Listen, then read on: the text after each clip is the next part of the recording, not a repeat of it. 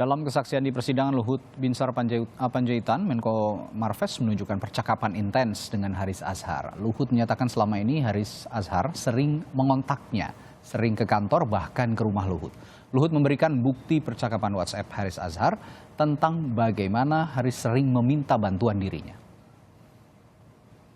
Secara eksklusif, Kompas TV mendapatkan tangkapan layar percakapan WhatsApp antara Haris Azhar dan Luhut Binsar Panjaitan yang ditunjukkan dalam persidangan.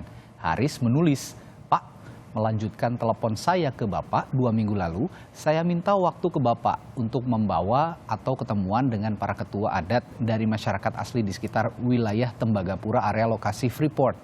Mereka mau mengadu dan minta bantuan ke Bapak perihal saham mereka yang tidak kunjung jelas distribusi dan peruntukannya. Saya berharap Bapak bisa sediakan waktu untuk menemui mereka."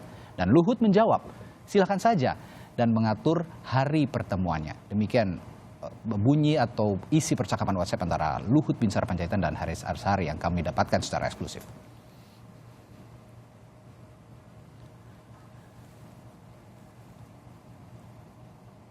Dan dalam percakapan tahun 2019, Haris juga pernah meminta pertolongan Luhut.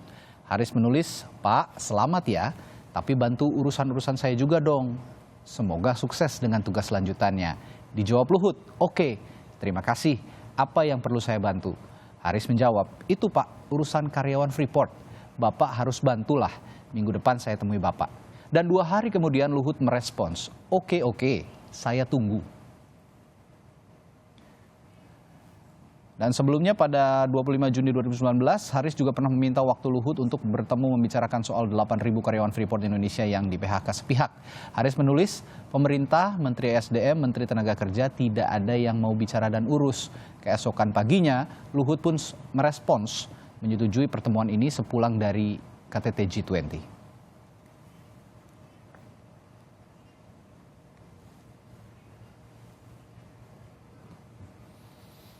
Dan isi dari sidang kasus pencemaran nama baik akan kami hadirkan kembali. Potongan-potongannya tadi sudah bergulir setelah jeda di Breaking News Kompas TV. Tetaplah bersama kami.